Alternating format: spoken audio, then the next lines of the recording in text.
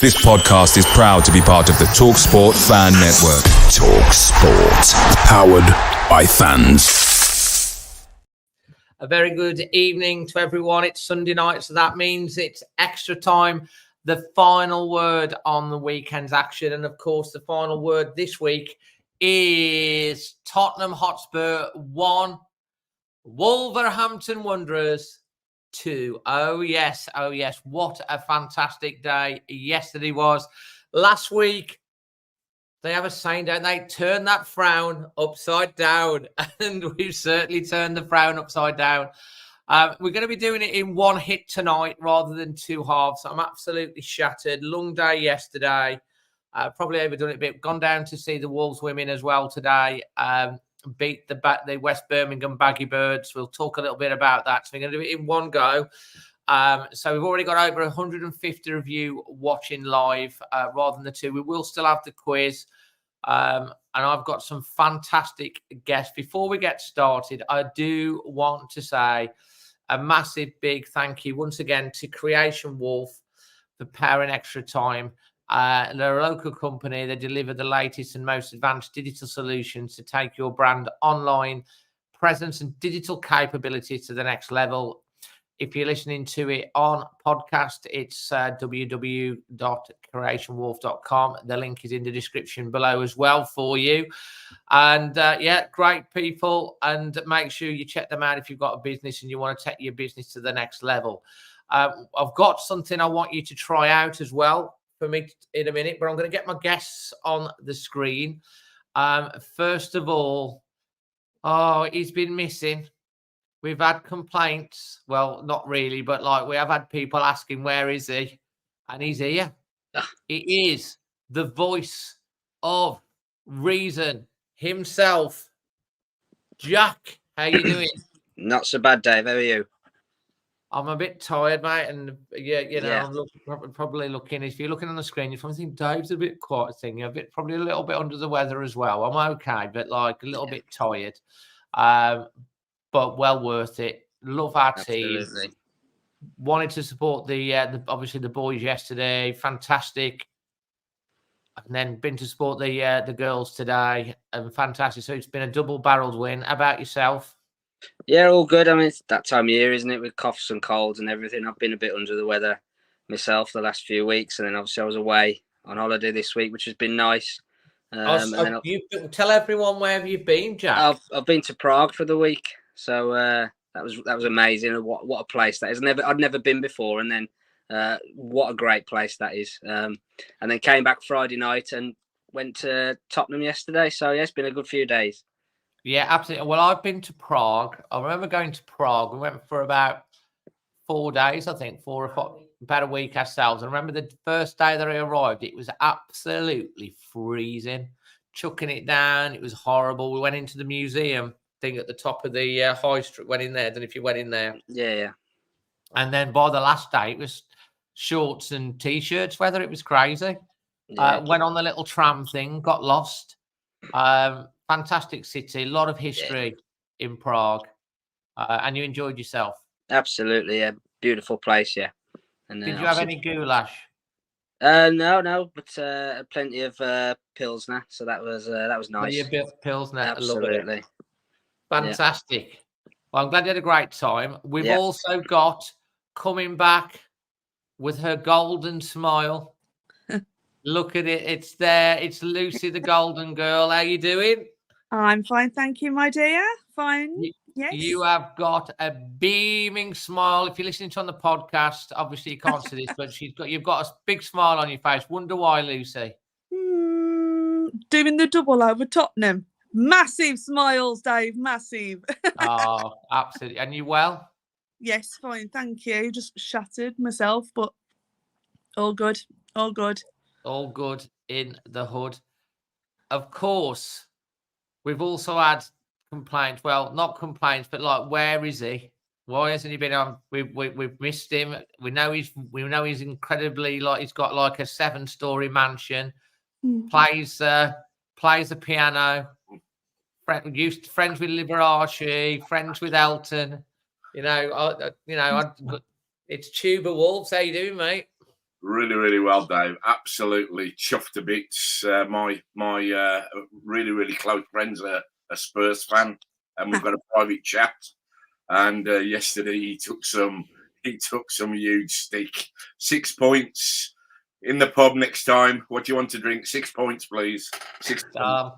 And have you been tinkling on the ivories behind you, mate? I have, absolutely, Dave. Yes, I have. When you come over, I'll like play a tune for you. Fantastic, because you know, I mean, Craig, I don't need to blow smoke up your ass or anything like that, but Craig, when things were not going so great earlier in the season, this man, in a reaction, this is when he got his name, Charismatic Craig. What did you say, mate? 7th, Dave. He was saying 7th. I mean, the points gap between 6th and 7th is a bit much. We're talking about another 4 points, but 7th is massively realistic. You still believe? Look, had we not had such a rubbish start, we'd have been pushing for top 4.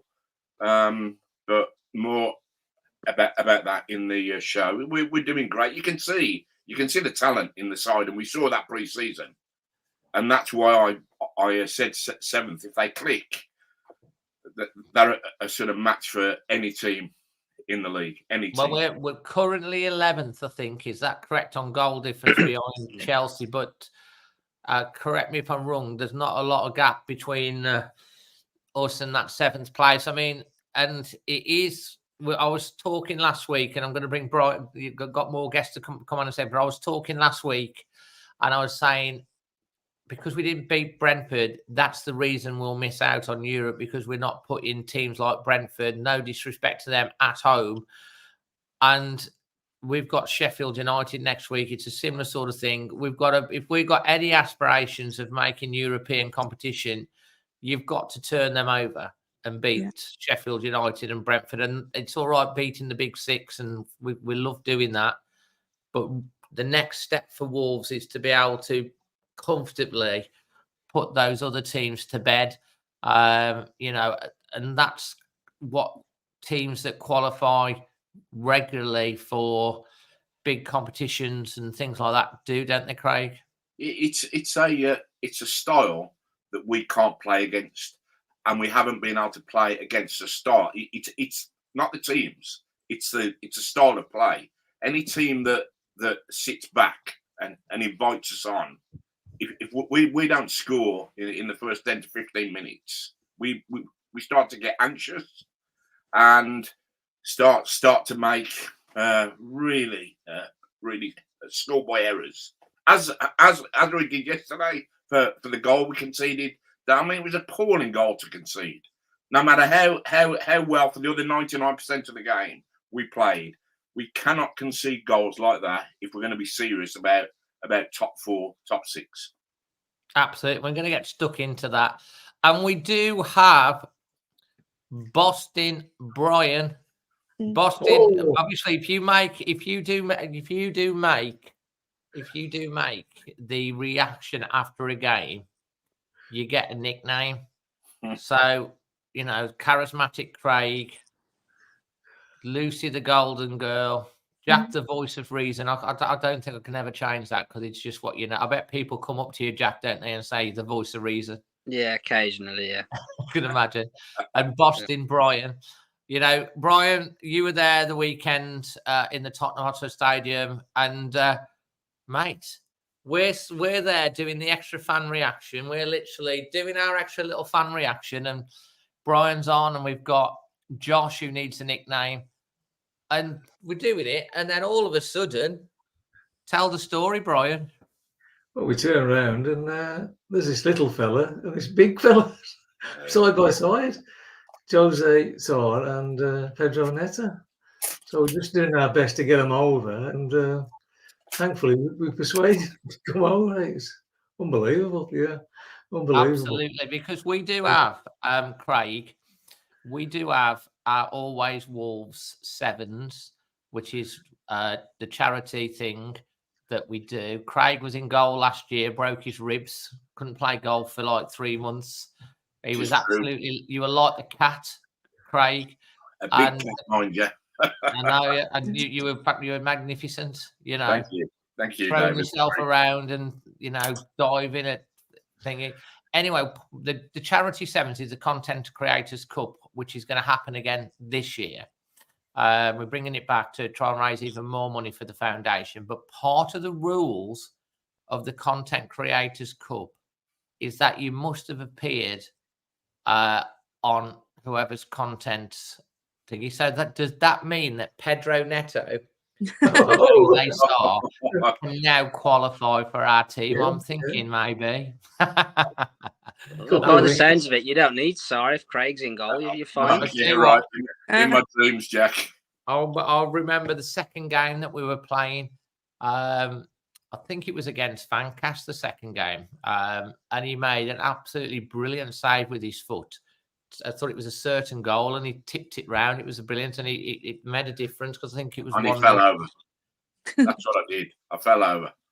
Yeah, absolutely. You were fantastic. And then it was virtually it was a semi-final when we were down. We were struck down by injuries. We only had 7 people left to walk or run. And right at the end, you fell on top of the ball and broke your rib, didn't you? Yeah, stupid boy I am. But anyway, there you go. It was fantastic. Now, guys, we've got over 300 of you watching live on the show, so thank you for joining us. Much appreciated. We will have hopefully Sooty joining us as well. I'm doing this in one go because I've been feeling a little because of the weekend. I'm absolutely jaded, so we're doing it in one hit tonight. We'd expect to have Sooty joining us at some point, but he likes to join after the 9 o'clock. After the 9 o'clock watershed. I'd like to say it how it is. Yeah. I can't see why.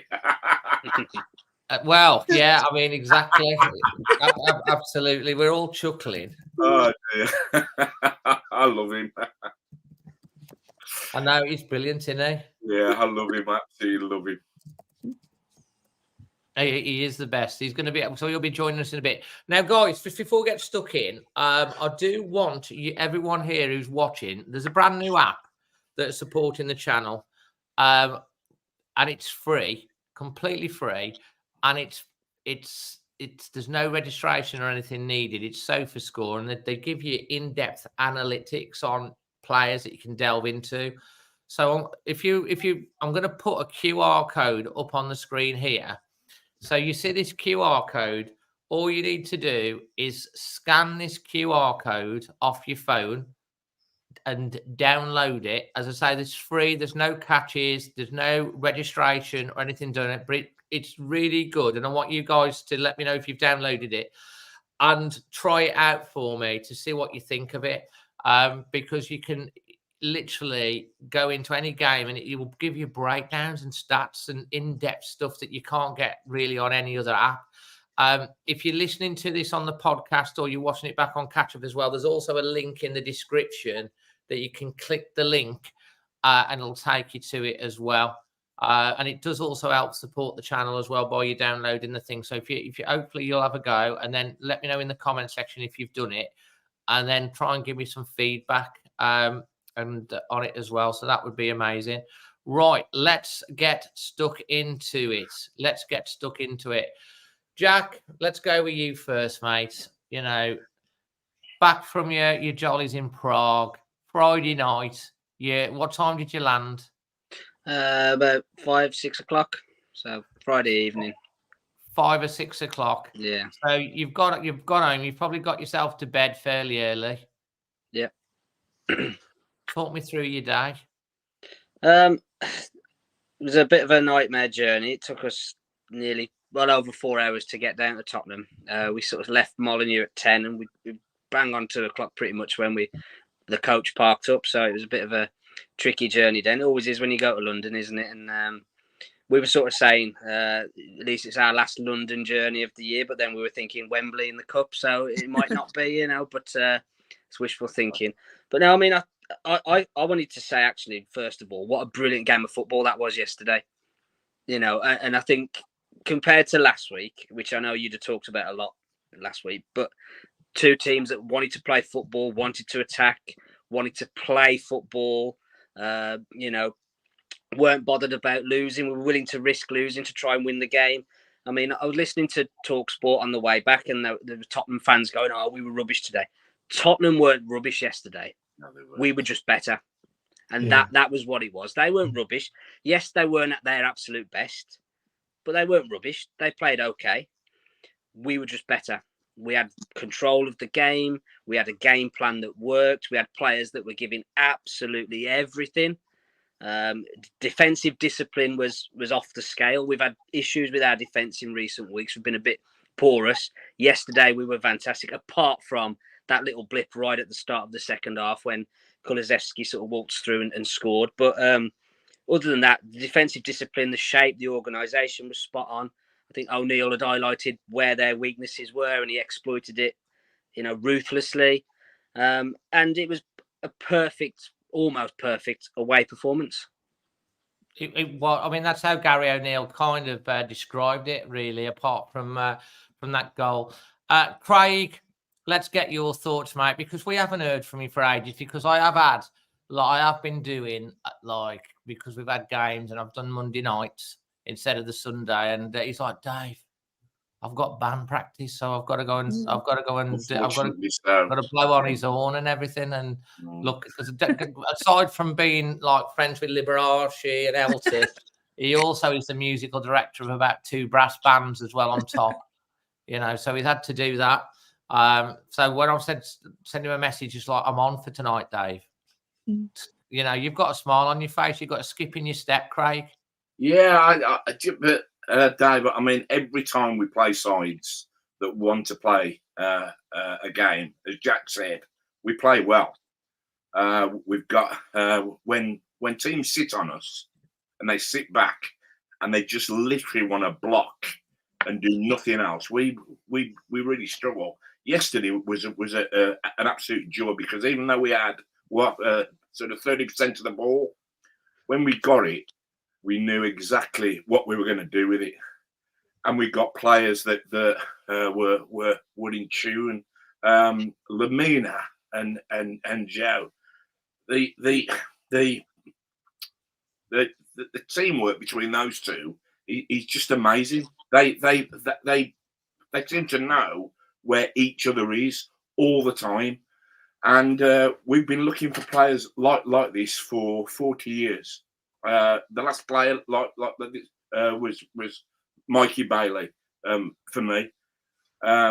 Tenacious, skillful, win the ball and do something with it, and brave box to box players, not negative, and then are too slow that they can't support the front two or a three. These boys run backwards and forwards for 90 minutes. They're amazing. The goal, I mean, how sloppy was that? It was just a case of not being switched on, and when you go to places like that, you always need to stay switched on. So as much as I'm over the moon, that disappointed me, because it was such a soft, sloppy goal, and we seem to be conceding too many of those soft goals. The week B4 was prime example. Just not being switched on all the time. But what a performance! And Gomez was just brilliant. Bellegarde, I don't rate him, Dave.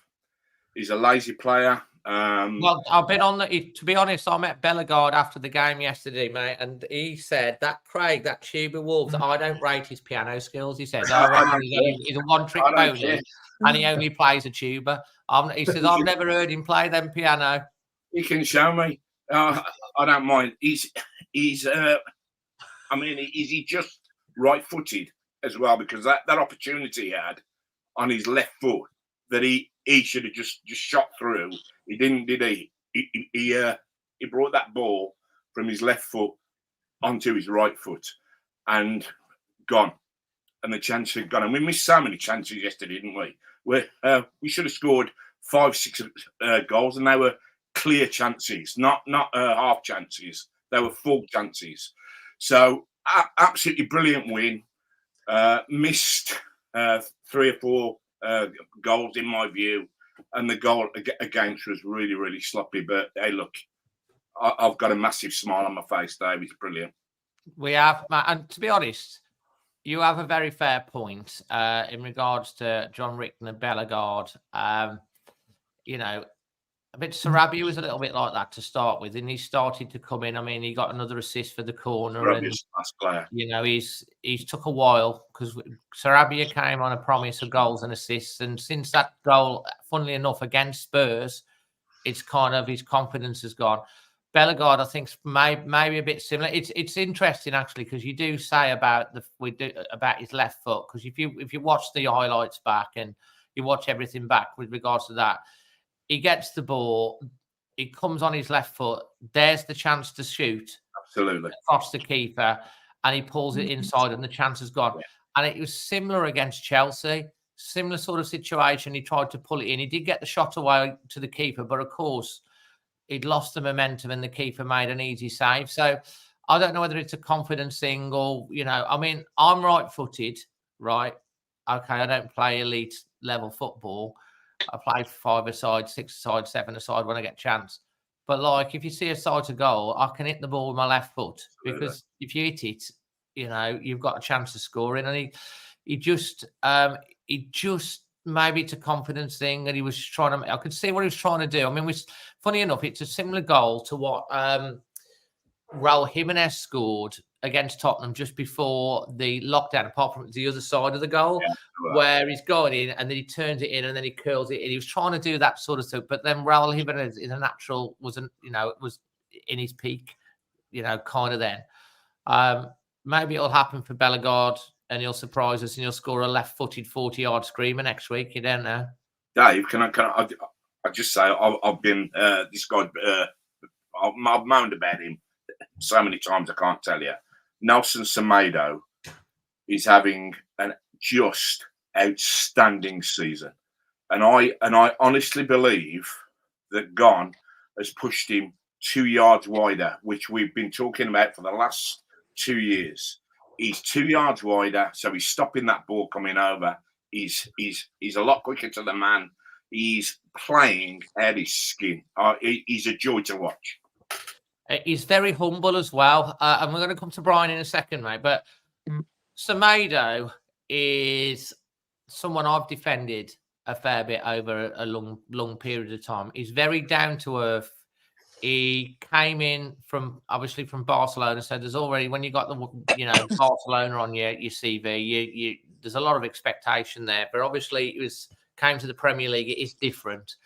He did get caught out of position quite a few times early in his thing, but he's really, really seems to have nailed down, especially under Gary O'Neill, that wing-back position.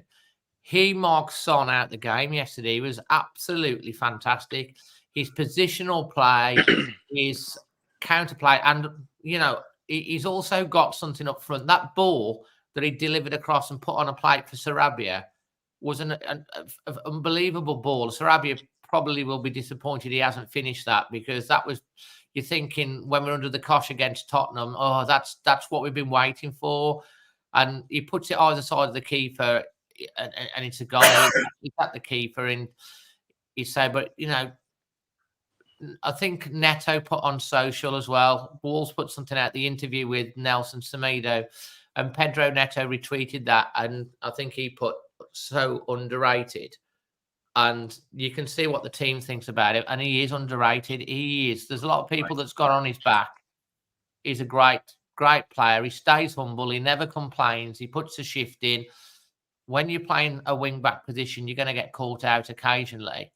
But he gives a lot going forward. And, when he's got the ball, he doesn't lose it a lot. And he links the play up. Brian, maybe you've got some thoughts that you want to bring in about Nelson Semedo, because I think on our extra fan reaction yesterday, you actually gave him your man of the match, didn't you? I did, yeah. I mean, it wasn't just about him going forward. I mean, his defending was superb yesterday.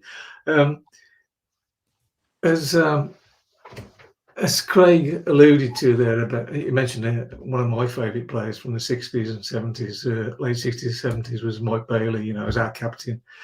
Run through a brick wall for you, but he wasn't the best loved player at the time, was he, Craig? He wasn't,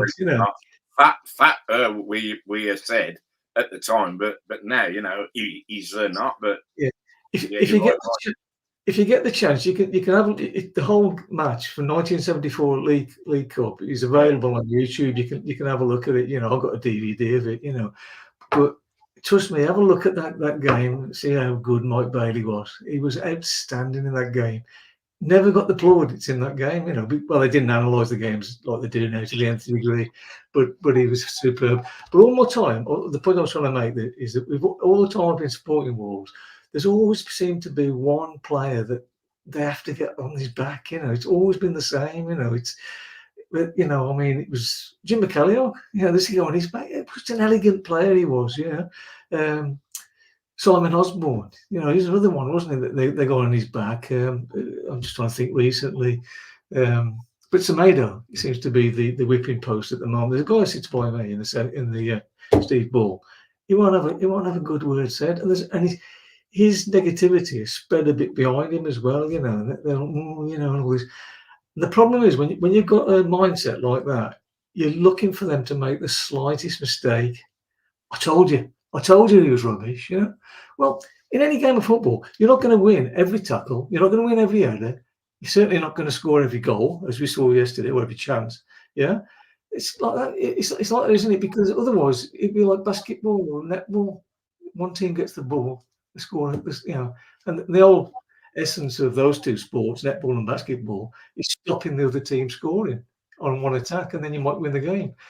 That football's not like that. You don't score every chance. You don't score every time you attack, and you don't win every tackle. You don't make every pass, do you? And neither does the other team either. So why people get on people's backs, I don't know. I mean, he as Craig said, I just think he's having an outstanding season as well. His best season so far for us, and he hasn't been that bad in the past either. It's just that he's become a bit of a whipping post. But I'll have to have a chat with these people on Sunday. Absolutely. Well, it's funny, I mean, Semedo, we've given him man of the match a few times this season. I think he's definitely would come under the most improved for most people. I've seen a few people here. I'm just having a chuckle at this. Craig Berry worried that West Ham will try and pinch O'Neill in the summer. Are you having I've got to laugh at that. West Ham ain't got a chance of getting Gary O'Neill. Gary O'Neill ain't going to leave to go and play in a bowl of people that's behind a running track and stuff. Gary O'Neill, for me, he's going to be at Wolves for 2 or 3 years. He wants to rise his stock as much as possible as a manager. He was there at Bournemouth. He got a tick on that. They let him go. He needs to be at a place with some stability for a little while to build his career. I don't think jumping ship is quite it's going to happen. And you're probably not going to see the likes of a United or a Chelsea or anything like that come in for him. I mean, Graham Potter jumped from Brighton to go to Chelsea, and look how that worked, And someone else, I think Josh has said, that Lopetegui could end up as manager of West Ham, and Rick's put Liverpool.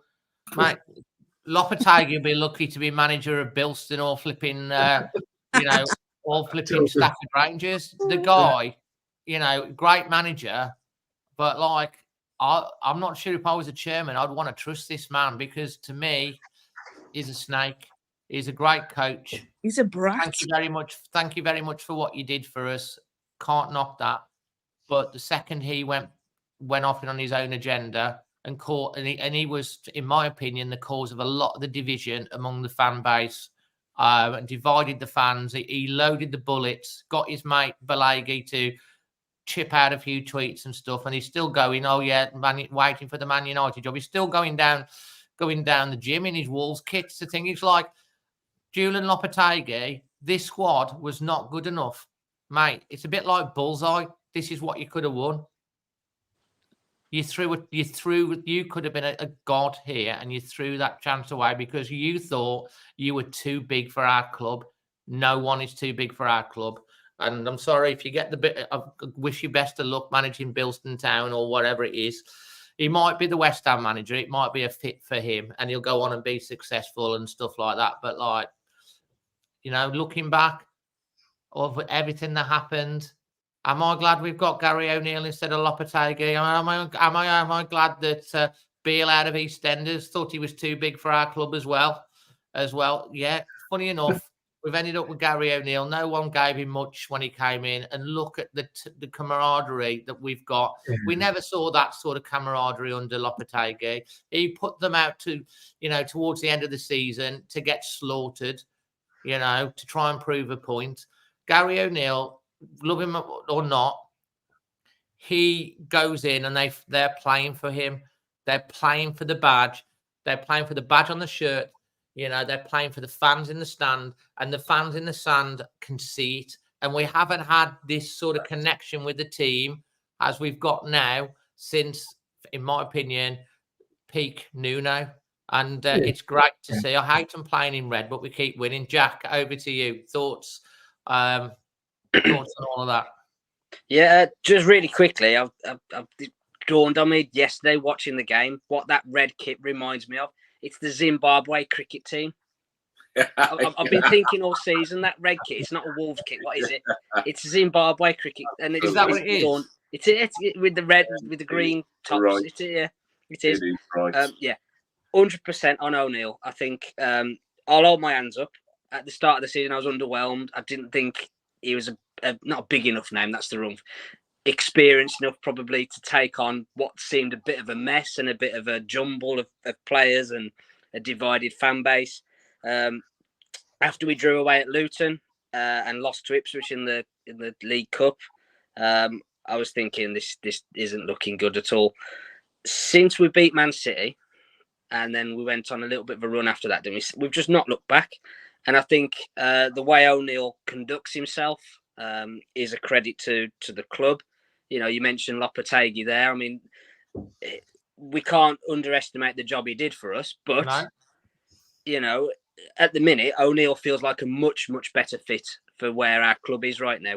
We're not a club that can have a manager like Lopetegui that can make demands of the board and demands of the directors. And I want this and I want that. And we need someone like O'Neill who's hungry, wants something to prove, has galvanised everyone. You know, I mean, like we've just said, we were sort of going into the season and it was a lot of the noise was outside, but it filtered into our fan base of this team's going down, we're going to struggle this year. Whereas actually, you look at where we are now, I mean, it's beyond what a lot of us imagined, really, to be honest. And I think a lot of that is down to Gary O'Neill and Matt Hobbs. So I'll take my hat off. And just quickly on Semedo, because I know Craig and Brian have mentioned him. I've been one of Semedo's biggest critics for a long, long time. I think his lack of awareness of who's behind him at the far post and things like that have always kind of annoyed me. But he is having a fantastic season. And I think what Craig said is spot on. O'Neill's just simplified the game for him a little bit. And he sort of said, this is what you're good at, Nelson. So I want you to do it. When Aitnour is bombing down that left-hand side, you're just going to tuck in a little bit and make it a 4. Totti's going to push out to left back and we're just going to have a 4. We're nice and solid then. And then when you're down that side, we're going to tuck in on that side as well. Lemina will drop in and help you out as well. And it's just made it a lot easier for him. I think Semedo's that kind of player. I think he needs those instructions really clear for him. You know, Aitnour is a very different type of player. You can have Aitnour and you can say, when we've got the ball into this, then you can do that. Semedo's a bit like, just get this bit. He marked Son out the game, and the way he did it was really, really effective. He just went, right, you can have the ball. As soon as you go down this side, I'm going to take it off you there. As soon as you go down that side, I'm going to push you out of play. And that's all he did all game, and Son had absolutely nothing. So, yeah, Semedo, I've been a big critic of him, but O'Neill seems to have flicked a switch in him, and he's kind of getting something out of him that Nuno and Large and Lopetegui couldn't. So, yeah, fair play. Absolutely. Now, we have got... someone's calling in the Sutmeister, which I quite like, Sutty, but we have got to wait another 3 minutes until the 9 o'clock for him to be able to talk. Sutty can just stand there and look mean for now in his Tajini tracksuit top. Lucy, your thoughts on what we've just been talking about. We'll go to Craig, and then we're going to go to Sutty to get his in-depth analysis of the game. Okay, so on the subject of Semedo, I've been a massive fan of Semedo's from the get-go.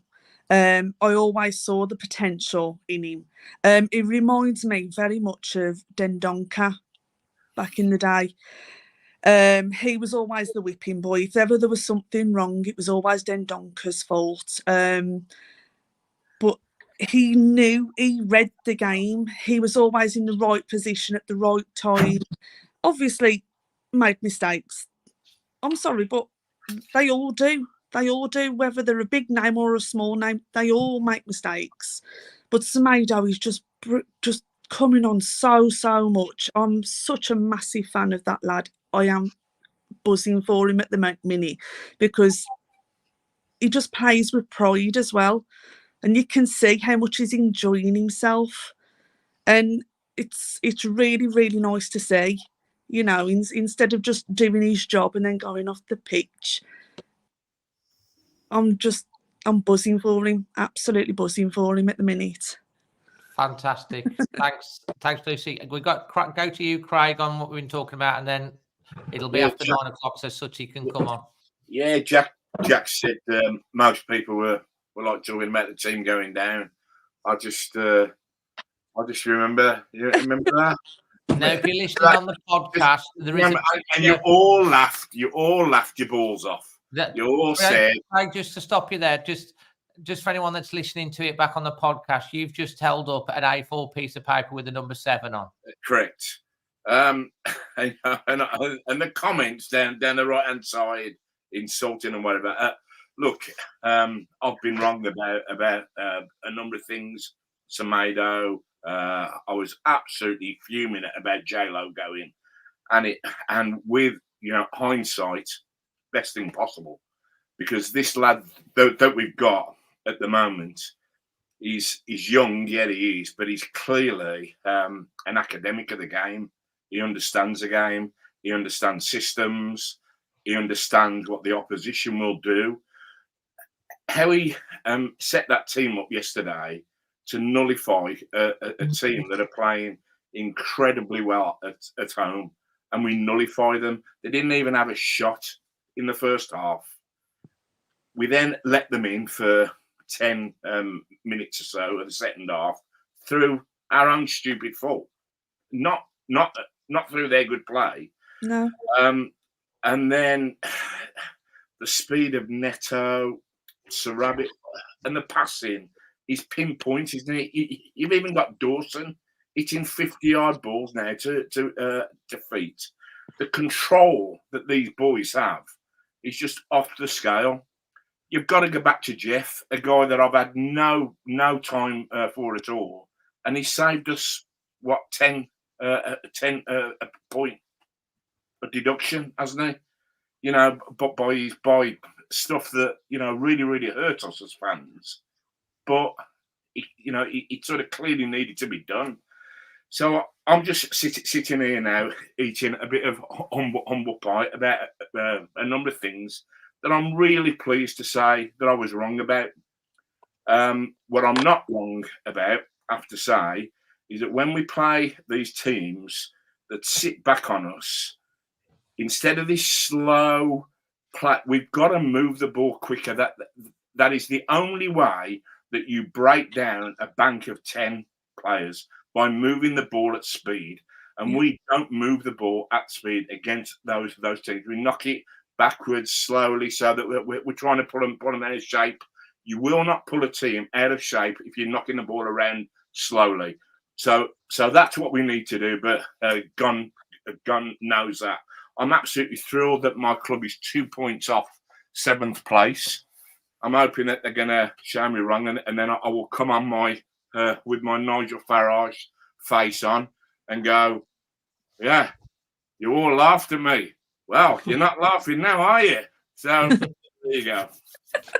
Well, I'm pleased to say that it is after the watershed. We do have Sutty, and is it Tagino's cracker you got on tonight? Was it? Sergio Tacchini, David. Sergio Tacchini, yeah, looking very dapper. I've got my nice feeler on again tonight for you, Sutty, and everything. So we've got the cool tracky guys on the left-hand side.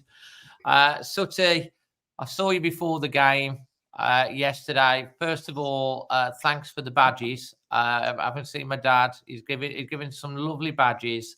And when I go down to see my dad later on this week, I'm going to surprise him with those. Although it won't be probably a surprise because he'll watch this and probably know it's something coming. We chatted before the game. It was interesting because obviously after Kuna, you were a little bit down and thought we might get a tank in. I was fairly positive that, I felt like we could set up and we had even without Kuna, I felt like we still had the armory because of the way they play such a high line to do them. So you were quite positive before the game, actually. When you were actually there, you were feeling the vibe. One of the things you were worried about before the game was Ballon Dawson.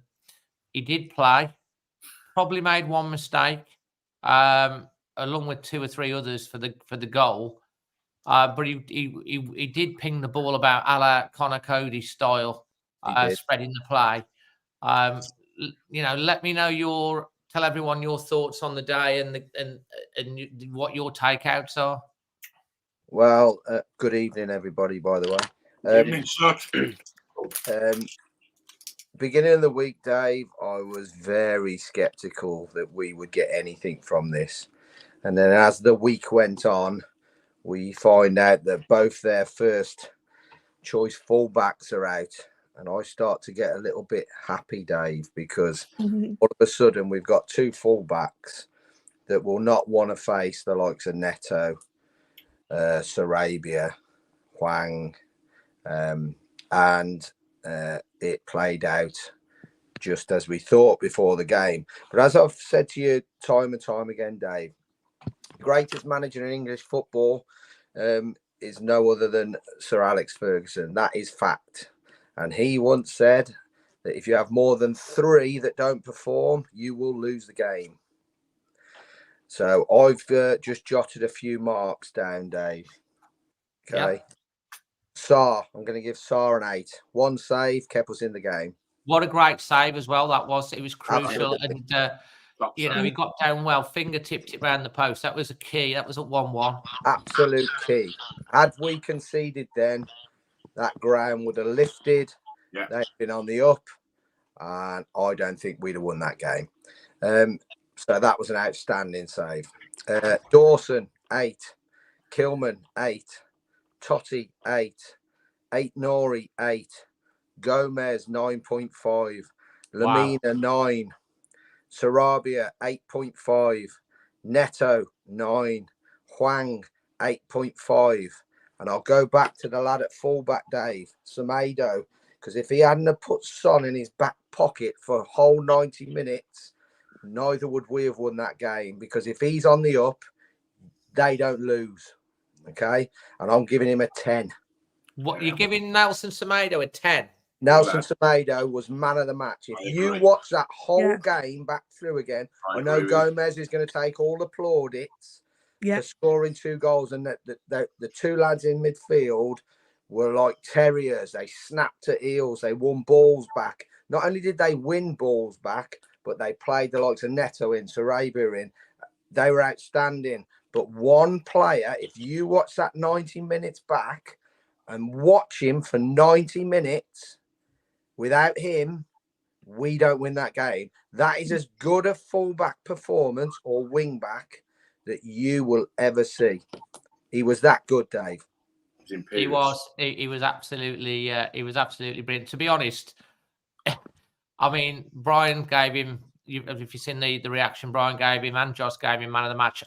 I was going to give him man of the match, but because Gomez got the 2 and he won the ball for it started the breakaway for the second goal, and he got that fantastic header. It was hard because like Semedo was going to be my pick, and he was fantastic. We have given Semedo man of the match a couple of times. He's don't you think that Semedo's become very, very consistent now? Yeah, he's really consistent. He's going to be up for your player of the year here, Dave. If he carries on like this, He'll be up for your player of the year. But just going back to the summer day, because I've come in sort of halfway through this, and we were talking a bit of doom and gloom because I heard Lopetegui's name mentioned and what have you. I will never knock that man. Now, you can say he's a turncoat and a snake. He is an elite manager who wants elite things. He doesn't want to be scrapping for Crystal Palace, or let's be honest, he doesn't really want to be scrapping for Wolves. And at the beginning of the season, hindsight is a great thing, but at the beginning of the season, no one on here can say we're going to piss this, because we were all worried, all of us. Craig was. Right? Craig said. I don't think Craig weren't as positive as what he's making out, because Craig's been on here and really slated this club early season. So absolutely, but I did say something that we'd finish 7th. You did, but that let's be honest now. It was a very you were hopeful. Let's put it that way, because the signs early on weren't very good. Yeah, that I'd love to be always hopeful, but I say it as what I see at that time. But what I was going to say to you is, when we were having a fire sale of players, you'll all know that I weren't really bothered about Ruben Neves going. Didn't bother me at all. No. And everybody's going, I got absolute pelters on here, Dave. Oh, he's an absolute legend. He's world class. Ruben Neves, I'll say it again, is not world class. He would never be world class, because if he was, Real Madrid, Bayern Munich, Man United, Liverpool, Arsenal, or Man City, all of these huge clubs would have come in for him, and not one club come in for him. Not one club come in for him. Well, he was Barcelona, where it said, the story on Neves, I am agreeing with you, by the way, that the year before last, he'd moved all his belongings out. He was supposed to be going to Barcelona. They reneged on it. And then last summer, again, he was supposed to be going to Barcelona. Obviously, we know the financial difficulties that they've had, and that's why he's obviously ended up at thingy. But now I'm not knocking Ruben.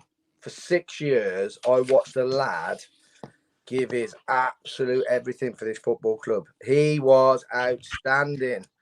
And have you seen his little football room that he's got built as well, with all the Wolves stuff? He loves Wolves, let's face it. He does. He was outstanding for us, and we got a great deal for him. But the one reason, Dave, that I wasn't too bothered about Ruben Neves going and us getting £47 million in was because I seen this little lad come from Brazil who really wanted to be at this football club. And when he donned the shirt, and I watched him at the back end of last season, I thought, that's it. Ruben, your time is done. We've got your replacement here. And I'm right. 100% right. I don't care what anyone says.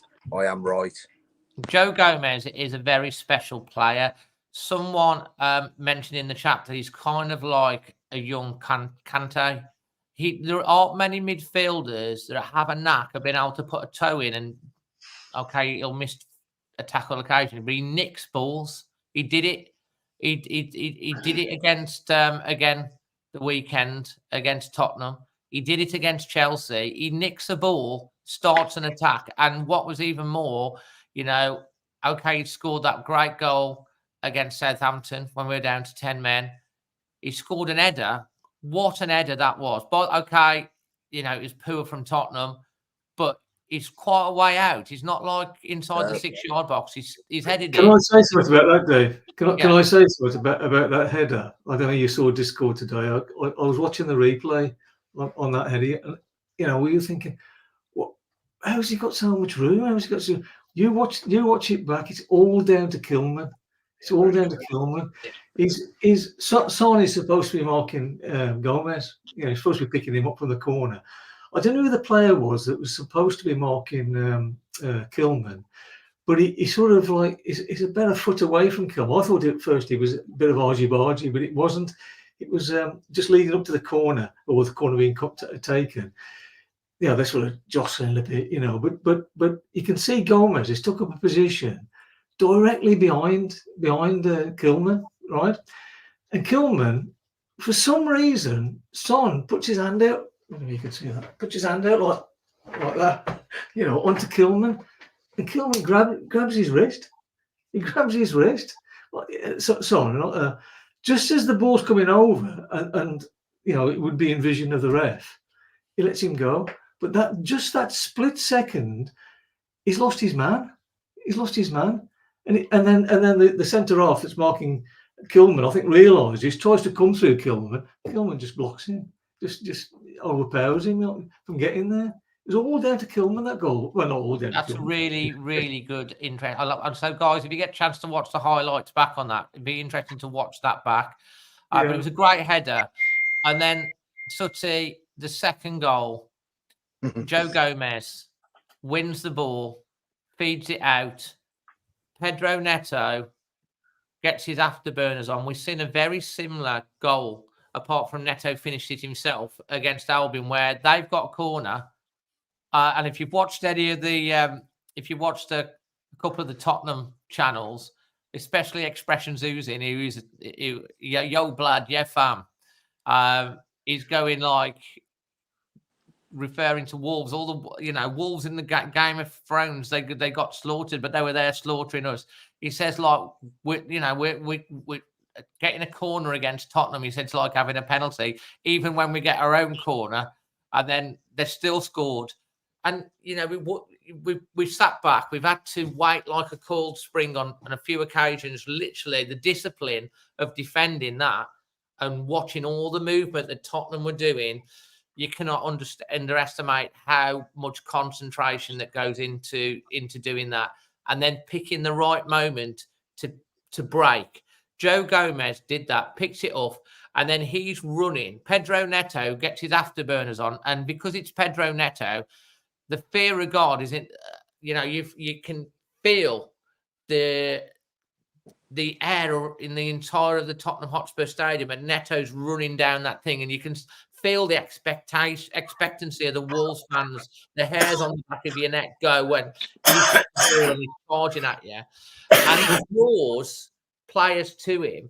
And there is another player, I'm not sure who the other player was over the left-hand side that was up with Pedro, but Joe Gomez, who started the move, is running, and because Pedro Neto gets forced and then he cleverly cuts back inside, he looks up, he sees Joe Gomez coming, he lays the ball, and he doesn't even break his stride, he just strikes it first time, bang, the keeper's got no chance. I mean, what a player. N'Carlo Kanté, I think hopefully I'm saying his name. He's a great player. He's very renowned for nicking the ball off and doing all that little messy stuff. If he's half the player that Kanté is, he's going to be he's a player, and he's such a. As I said to you earlier, Dave, like I said, when Neves went, we'd been watching this young lad come in for little cameos and what have you. And what I like about this team is there's no big sort of name in this team as such, Dave. It's a team. We haven't been a team for 3 years, Dave. We've had Ruben Neves running every single ball. He's taking it off centre half's toes in our own penalty area to try and start stuff. It was so turgid and boring to watch. Not anymore, Dave. We're back to, as I said to you before, we're back to the days of Jota and Jimenez up front, and bursting away at pace down wings and absolutely terrifying the life out of the big boys. It's exciting again. I went there yesterday, and like you just said, when Neto set off, you could hear the ground just fall silent, apart from at the away end, urging him to keep going. But the Tottenham Hotspur Stadium just fell silent. And it was a lovely sound, Dave, when that ball hit the back of the net. We just went into raptures, didn't we? And let them have it for the next 20 minutes, basically. Because I'll be honest with you, I didn't really feel uncomfortable then, because when we have a lead, we very rarely fluff it, do we? Well, we don't. And interestingly enough, obviously, those of you that watched the interview that I did with Tottenham fan Chris Cowling, I didn't see him on the day, but interestingly enough, I sent him a little message on WhatsApp after the game, and I put exactly as I said would happen. And he eventually did get back to me. He said, fully deserved. Wolves were brilliant today. Neto was class, as were a number of your players. Spurs were totally outplayed. Fair enough, you know, because he was very confident. And we said rightly so. If you play this high line, against Wolves, you're going to be in trouble. I sent you a message on Discord today, all of you, and I said, Newcastle, Aston Villa, teams like this, Forest as well, because when they play at home, they're gung-ho. Any team that plays with a high line and play gung-ho football, fine. Not a problem at all. Bring it on, because we've got to play all of these three away from home as well. And I think if we're on it, we'll beat them. Yeah. I mean, Tottenham, their high line, I mean, it's probably the highest of a high line that you can probably play, because like watching them, they were like 5 or 10 yards in front of the centre circle D in our half. They're so far forward. And there's so much. I know the keeper comes up, doesn't he, kind of as a sweeper for that ball. But like, if you get the prime for it, and they had 71% possession. Tottenham did, but they had no shots at all in the first half, and they scored basically because I think we gave it them. Yeah. It was a very big lack of concentration. It took a few ricochets, and he stuck his leg out, went through Starr's leg, bit of a freak goal. It was poor. That was the one bit of poor play, and we've got that in us. That Dave, we had 70% against Brentford, and if you watch the two games, one after the other, you would think it was the same teams. We're rubbish with the ball. We're crap. Don't let us have the ball. We don't know how to break. We don't know how to break 2 banks of 5 down. No, okay. And you watch Man City play; they struggle breaking 2 banks of 5 down. The way they win against teams is they basically suck you out of your comfort zone, and they'll give you a little bit of the ball, and then they'll nick it and bang. They'll give it to Haaland, scored. And once they've scored, they very rarely lose. And that's a little bit like us, Dave.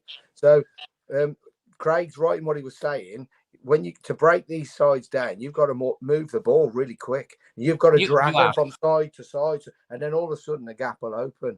But we must beat them. I have watched today possibly one of the worst Premier League sides in history.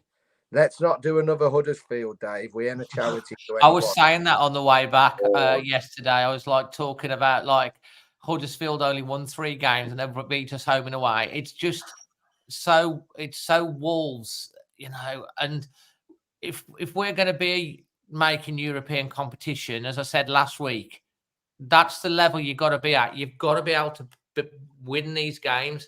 And if you're just going to sit and side to side and just you can be patient, but you've also got to have a little bit of something that can unlock a defense. And I do think we've got the little bit of something to do it.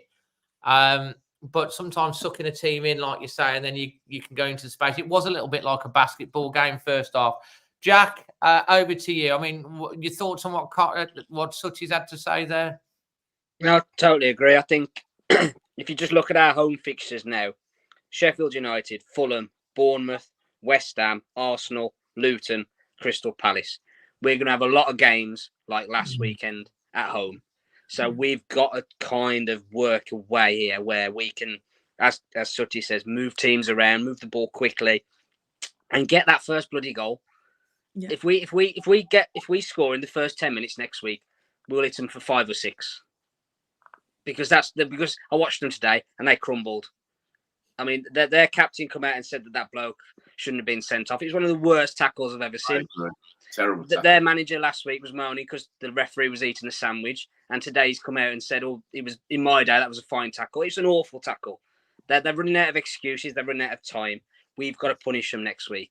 No excuses, none of this. Oh, it's typical Wolves, isn't it? We've got to go out there, show them why we're 11th and they're 20th. That's what you've got to do. Go and show them. We're miles better than you are, and this is why. That's all. There's no other way to talk about it. If you win away at Tottenham and then lose at home to Sheffield United the week after, you're back at square one because you'd have expected 3 points from those 2 games. So now you've got that 3 at Tottenham, which is a great result. You've got to go and back it up next week. 100% got to go and back it up. And Lucy, let's start the ball rolling with you. With your Lee Moore Windows Man of the Match and your Fox at Shipley performance rating, and of course your highlight of the moment of the day, whatever that may be. As I say, it doesn't have to be the football. It could be that you had a nice curry. Could be anything. It's got to be Nelson Semedo, through and through. Absolutely, 100%. Obviously, the other players absolutely cracking yesterday. Joe Gomez, sensational. I mean, he was back and forth. Pedro with his lightning speed, but he's got to stop with them tantrums when things don't go right. His tantrums are ridiculous.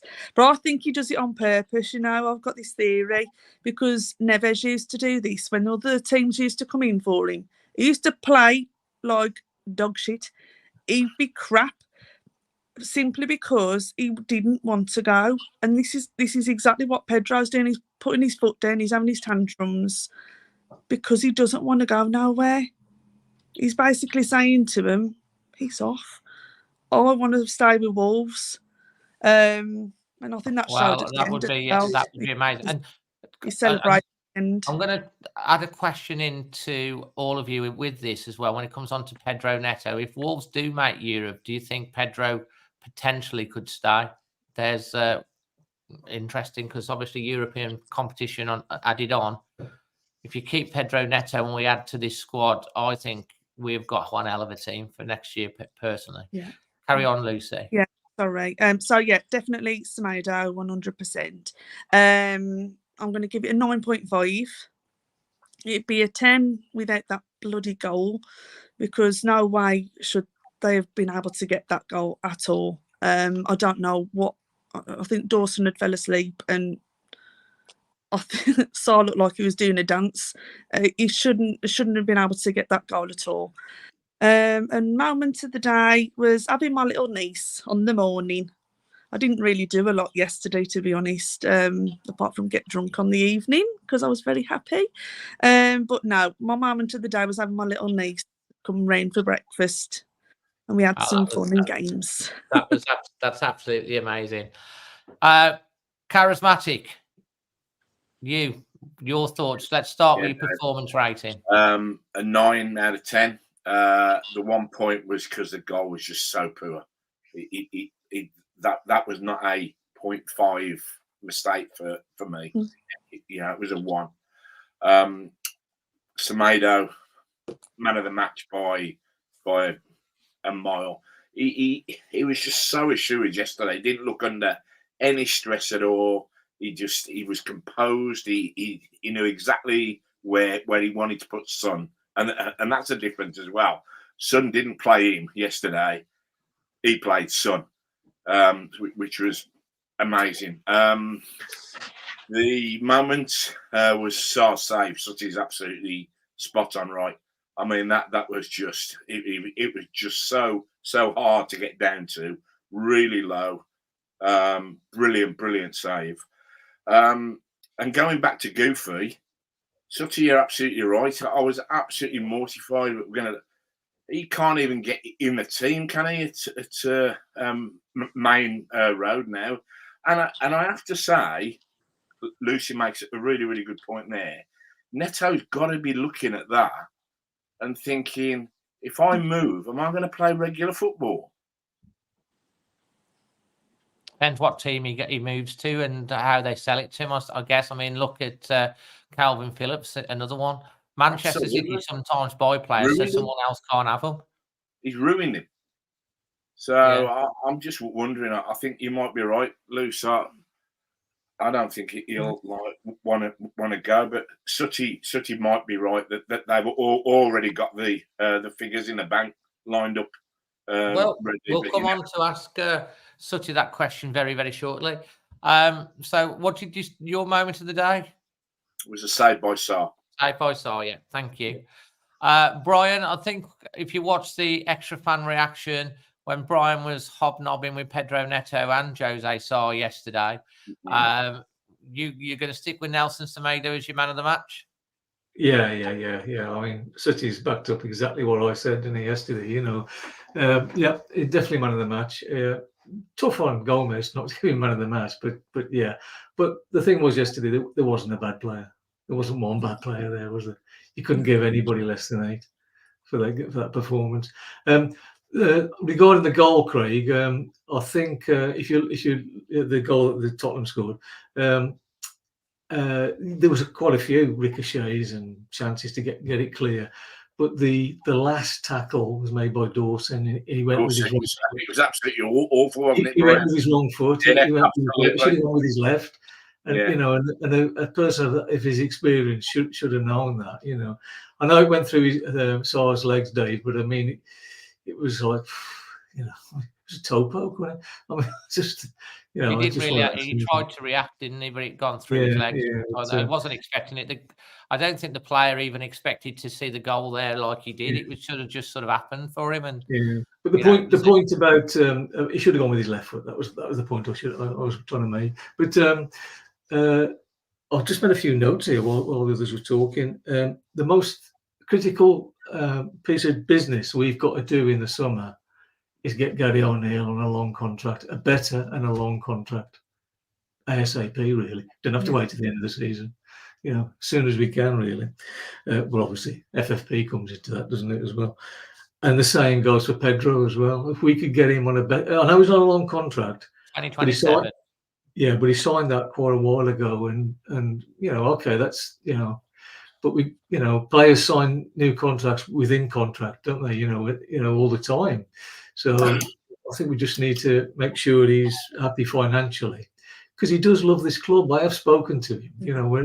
I've seen him after games and that, because he always comes and has a word with my great nephew after the game and that, and he loves it. When he moved here, his whole family moved with him.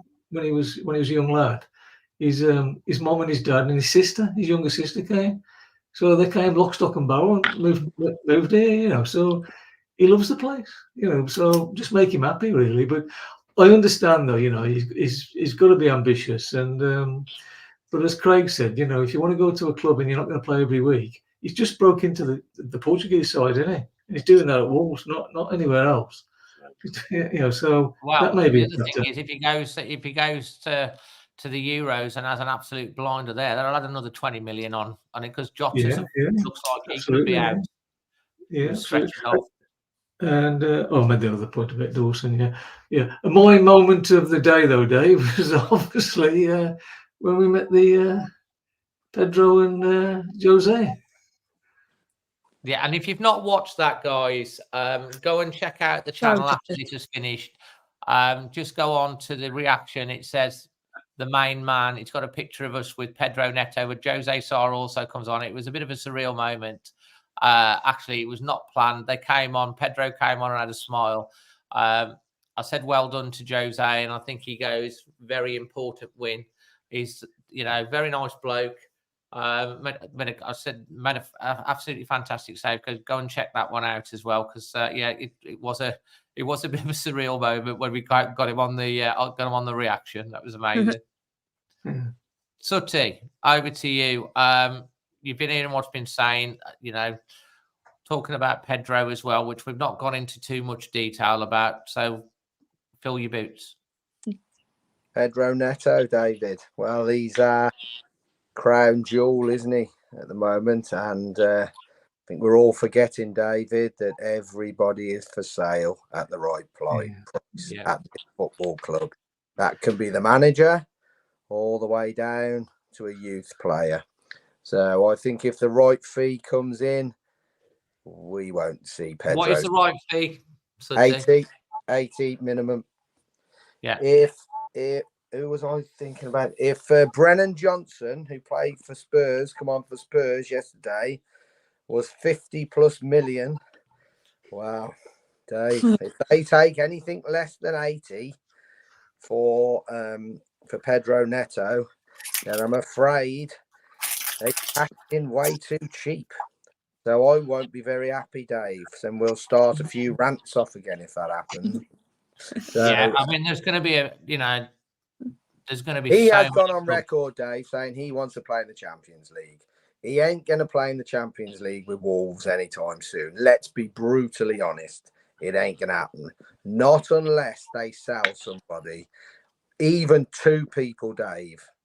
You could find 2 go this year to generate a vast amount of money to give this man the promise of good funds and the promise of a contract that is not derisory what he's on now, because he's on 700 grand a year. Absolutely. I mean, that is absolutely pathetic.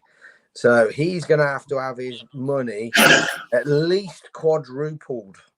At least.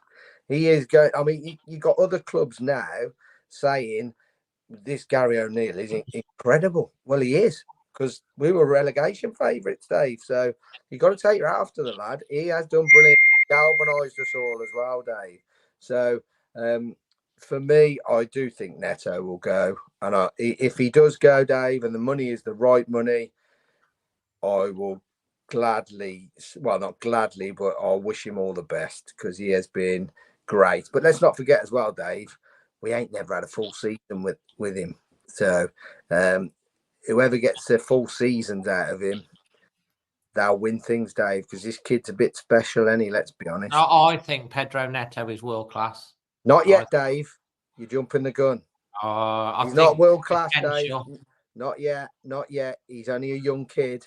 You've got to let him fulfill all his potential before you can deem him world class. Mbappe and people like that. I mean, I think he's elite, and he will be world class. I think you can see he's special. This kid is just so special. He is unbelievable. I think the thing is, we can put too much pressure on people, say, oh, they're world class, they're great, and all this. Let them develop and then at the end of their careers, we can deem whether they're world class. Because Wolves, you've got to go back a really, really, really long way to see truly world class players, Dave. Jean Moutinho is probably the greatest player we've seen in 20 years at this club, 20, 30 years even. So, and then you're going back to your Billy Wrights and people like that then, Dave. So there's been a huge gulf in time where we can actually claim they're world class. I do believe Pedro Neto is the one that can do it, Dave. If he can stay fit. The thing is, he's doing it against such top teams and destroying them. Yeah. And you have to be some player to have those sort of teams be scared when you get the ball. But if he goes to a Man City or somewhere like that, Dave, he'll change as a player. Just like Jack Grealish did. Jack Grealish was an incredible player for Aston Villa. Incredible. The top man, everything went through him. He was dynamic. And then he's gone to Man City. He's still a great player, Dave. I'd have Jack Grealish in a heartbeat. But he's still a great player. But he ain't the same player. They've taken something from him, haven't they? Yeah, and that could happen to Pedro, because Pedro might have to fit in a system that doesn't play like that, Dave. Yeah. Guys, did you see the wage league and the Premiership wage league? Yeah, we're fourth from down. How far down we are, and as you absolutely right, to pay a manager of that quality just 700 grand a year it is derisory. It is derisory. To be fair, Craig, it was a bit of a punt from Wolves, and Gary O'Neill wasn't going to get another Premier League job. He would have probably ended up in the Championship. I don't think he would have got another Premier League job. Yeah, he did all right with Bournemouth, but they go, yeah, you managed Bournemouth, you did all right. Go out and learn your trade a bit. He got the chance to come and his stock's risen. So yeah, I think that probably he will get rewarded for what he's done. but it was a bit of a punt on Wolves. But and it's worked out for both parties. And I think almost when you get like a player on loan to buy, and then you buy them. Dave, didn't Matt Hobbs say of all the managers that they interviewed, he was a standout guy, miles ahead of anybody else. And he also said, watch this space. Not after 3 or 4 games. He said from day one, watch this space with this guy. So they got him on the cheap. Absolutely right. But there's a time that you then have to put that right. And I was astounded that we were so low debt. I mean, are we the 4th lowest paid players in the Premier? Yep. The 4th lowest paid players. They have offloaded a lot of big wage players. Though from previous years, if you look at like Moutinho, Traore, Neves, they've offloaded a lot, which hopefully makes room for growth in the summer. Sutty, back to you. We have overachieved when you look at the wage. Yeah, massively overachieved. The bloke's done it's a miracle job. But I'll be astounded if they don't extend his contract and give him a better contract, because if they don't this summer, you can buy his contract out for £1.4 million. So that's just stupidity. I don't think they're that stupid. I've called them some names in the past. I don't really think they're that stupid. Anyway, Dave, getting on to moment of the day and match rating. I'm going to give it a 9 for exactly the same reason as Craig just said. The goal is worth 1 point on its own because it was calamitous. It was at our end as well, Dave, and we all stood there. You probably stood there like I did and thought, "Wow, Jesus Christ!" I did. I don't know if you watched. Have you watched my match vlog back yet? Yeah. I did. Yeah. So, moment of the day. You'll know what I'm going to say here, Dave. I met a lovely lady called Val. Oh, one of your little fans. Yeah. He's probably watching. You said to say hello. Was it Val? Val and Al. Yeah. Val and Al. I promised them faithfully. She said, will you give me a shout out? I said, yes. She said, oh, will you? I said, promise you. There you go, Val. I hope I've made your night for you. And I'm sorry again if I've swore again tonight, because I did apologise yesterday. They were lovely. Literally, they came over and they were really complimentary about the channel. And they said, oh, I've met Theo. I said, oh, I'd love to meet Suddy. I said, he was here 1 minute ago. We were just chatting. And I was doing my scanning, Brian. And then I saw you and I brought them over to you, didn't I? They were lovely. They were lovely. Well, they were. I thought it was the Andrews sisters that had come over. They were lovely. And also, just want to quickly think about it. Don't want him to think I've forgotten him, because I didn't see the first part of this show. But obviously, I was going down with Chris yesterday. Yeah, we need to talk about I got a phone Chris. call. I got a message at like 7 a.m. saying, I'm going to hospital. They think I've had a heart attack. And I nearly never went yesterday, Dave. If I had been going with just myself and Chris, I wouldn't have gone, because it sort of spoilt my day a little bit. But I went with my mate Dave and his dad, and we did have a great day. We had a laugh on the way down. We were worried about him all the way down. But that all I can say, Chris, is I hope you get better, mate. And the lads put a right shift in for you yesterday, and you would have loved it, I'm sure. But we will get you another away day in, because I know you don't get the chance to go on many.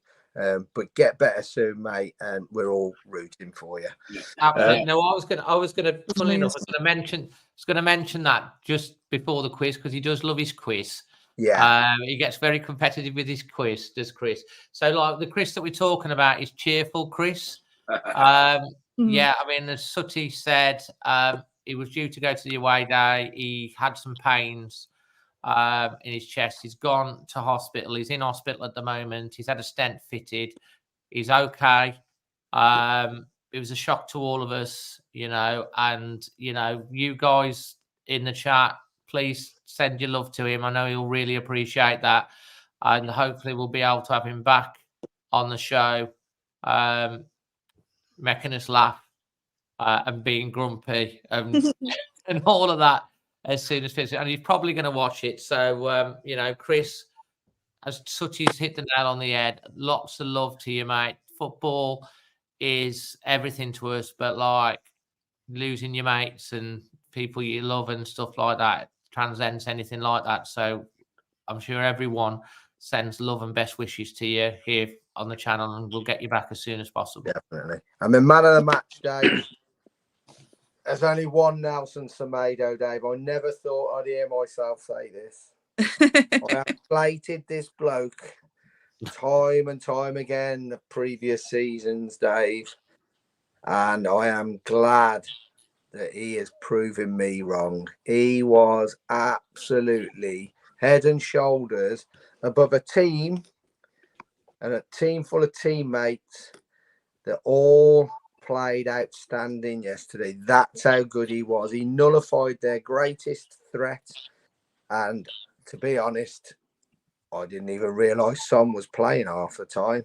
He was that good. Not only did he defend with everything he had, but some of the balls he put through and the burst down the line. I mean, the one ball he put through for Sarabia, and Sarabia hit it first time, and it was a good save. It was straight at the keeper, but it was outstanding. And you just can't knock the lad. He's quietly gone on with his business, and he's worth a few quid, Dave. He is. He's delivering. And this is the thing with Gary O'Neill.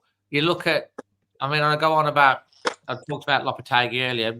Ryan Aït-Nouri, he was no good, got bombed out, and now he's a mainstay of the team. Gary O'Neill seems to, apart from the fact that he seems to, you know, be very, very good in terms of like analysing the opposition and game plans. He's a man manager.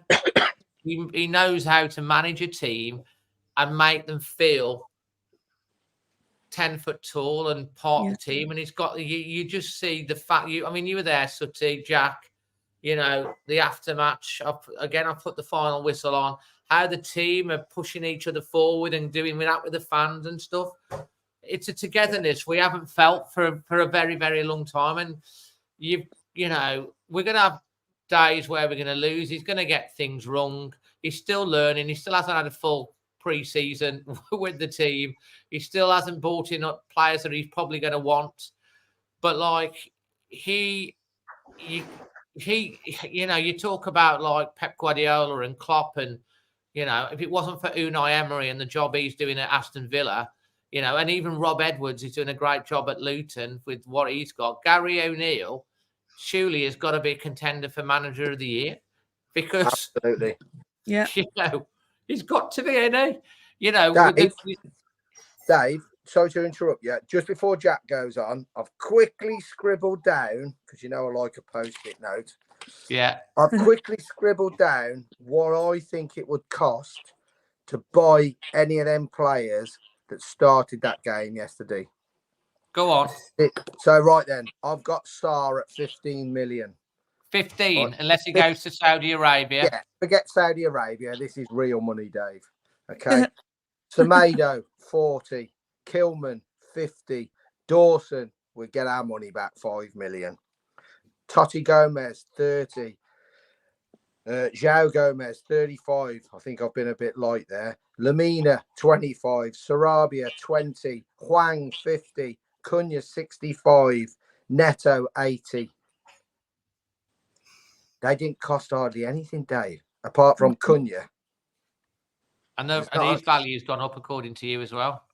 Well, he's got. If you sold him for less than 65, I'm going to be really pissed off with you, Dave. So I'm not, mate. I'm not selling him. So the value of this side now is just going up and up, and it's all to do with this manager. He is giving them the confidence to go out and express themselves, but also be disciplined when they have to be disciplined. There's a lot of clubs looking at these players, Dave. A lot of clubs are looking at these players. That is why I think we will see two go. We won't be able to afford not to sell them for the progression of future seasons. Well, absolutely. And, you know, every team now, it is a trading team. It's all about trading trading at the right point. Pedro Neto, if he does go, it's most of it's nearly. Tell me if I'm wrong. Jack might tell me if I'm wrong, but because he's kind of classed as a homegrown player, because when we bought him, he was 9 million. Yeah, that's gonna the way it works with if you sell someone through the academy, the way FFP and profit and sustainability works, those make you more money than someone that you bought in for a fee and sell it. And because Pedro Neto, I think, is classed as a homegrown player, all of that money is going to be straight profit on the profit and sustainability if they do sell him. But I hope there's a bidding war, because if there's a bidding war, that means that they're going to push the price up and we're going to get the price. And Brighton are so good at knowing when to sell and when to buy. And, you've just there's a Villa fan that came on here earlier, and it's great that we've got Villa fans coming on here, and they said we didn't want Grealish to go. They got 100 million, but it's improved their side because they've invested in the right way. And if you take the money and do that, then it's but you can never say never in football, because we thought Ruben Neves was going to go for about 3 years in a row, and he never did, and he went in the end. But you can never say never. Jack, finally to you before we get on to the quiz. Yeah, no, absolutely. I think going on to what Brian was saying, and also Craig and Sutty and Lucy as well, we're talking about Gary O'Neill getting a new contract. I also think we've got to be careful with Matt Hobbs, because I think with this Dan Ashworth thing going to Man United potentially, there's going to be a bit of a chain reaction with sporting directors in the Premier League. And to be 17th in the wage league and 11th in the actual league, I think your recruitment and your sporting directors doing a phenomenal job, and we've got to make sure we keep him as well as O'Neill and as well as this squad. Great point. I do think Neto will go this summer, but I do think it'll be on our terms. It's not going to be a case of we've got to pass FFP, so we've got to sell him for whatever. I think it'll be on how we want him to go. And I think we'll have a little bit of a say in where he goes as well. I don't think we'll be held to ransom by anyone. And again, it'll just be reinvested, because I think that's kind of how we need to run the club now. Every season, a player will go for big, big money, and we'll just reinvest it in players. And like we've just said with Matt Hobbs, he'll find these players, Santi Bueno, Bellegarde, and then Sarabia for 5 million, Dawson for 3 million, Lamina for 9 million.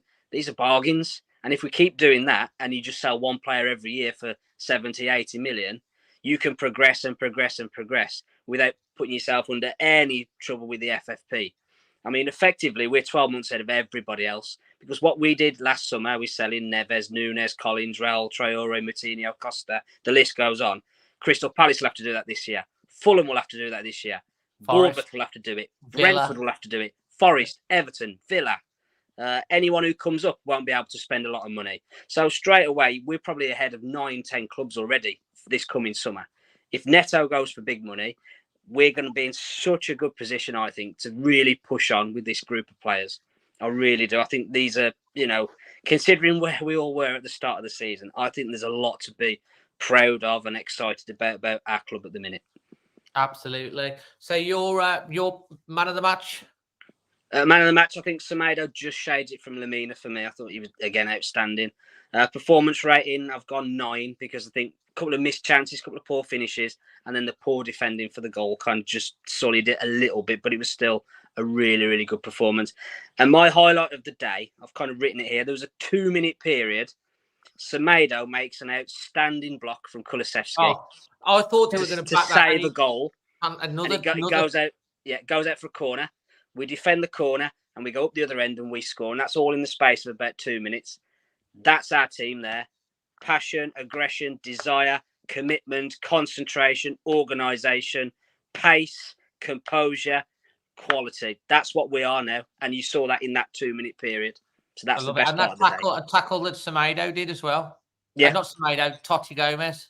Totti at the end as well on Johnson, yeah. Amazing tackle. And he got the goal kick out of it as well. It was a goal kick. It was, yeah. As well. Absolutely. And your moment of the day was that tackle, is it? That 2-minute period between the Semedo and the goal, yeah. Fantastic. Guys, we're going to be getting on to the quiz in a moment. Just a couple of things. I do want to say a big thank you to these people. Jason Bott, Dalian White, Peter Kane, the Badger, and we've got Brian here. They've all recently become members of the channel to support the channel. So thank you ever so much for becoming a member. You can become a member as well. And if you are recently become a member, we've talked about the Discord group as well. We have a private members Discord group. If you go onto the community tab, there's some instructions. If you become a member, get in touch. And then we can get you onto the private members Discord group, and we chat every day about everything. Sometimes we have little arguments and stuff like that in there as well, which is happens from occasion to occasion. But it's absolutely brilliant. Lots of debate. We talk about everything and anything. Get yourself as a member. It supports the channel as well. And I do want to say before we get onto the quiz, myself and Emma, Paul and Chloe and Emily, and Chloe, actually Paul's youngest, went to her away game yesterday and was beaming on the way back. Came with Paul with us with Chris. Wolves women today went to see them last week. Were magnificent against a WSL side in Brighton, full-time team. Went to watch them. It was supposed to play at Telford, waterlogged pitch. They moved it to Compton last minute. There must have been about 300 people, 400 people turn up to watch, which was really impressive. They had the worst of starts. First 20 seconds, Albion scored. It was a bit like, went down the thing, crossed it in, goal. 7 minutes later, 2-0 to Albion. It's like, oh, God, dear, this ain't going very well. 14 minutes, we got a goal back, 2-1. And then it was 2-1 for the rest of the match until the 90th minute. The last 10 minutes, they were pushing forward like the Alamo. It was the most scrambled goal. I'll put it out on my ex Twitter, whatever it's called, on Always Wolves. But they got the equaliser, went to penalty shootout. I put the video actually on the channel of the penalty for the girls, the fourth penalty. The first two penalties from the baggage was saved by the keeper. Great save. And all the Wolves girls, the penalties were brilliant. And they knocked the baggies out in the semi-final to get to the County Cup final. Well done to the girls. Well done, girls. They've got that fight in them as well. And I think that's something like 7 games in a row we've beat the Baggy Birds. And who they got in the final? In the final of the County Cup, they got Rugby Borough in the final. So absolutely brilliant. We had Macca on the other week as well, which was great. Shook hands with him today. The girls again come over to all the fans signing autographs. Spoke to a few of them, and they were just like, we left it a bit late, didn't we, and stuff like that. But it's just great, and that was played at Compton. And if you get a chance to go and see one of the girls' women's team's games, go. It's different to going to watch the men's team, but it's a great little atmosphere, and they still play with pride for the shirt. So well done to the girls. Right, are we ready for the quiz? No. Penalty shoot. Well, as you're not, Lucy, you can pick first pick. Where do you want to go? Second. So you want to go second. You want to go second. Craig, you've not been on for a little while, so what do you want to do? I don't mind, I've got no.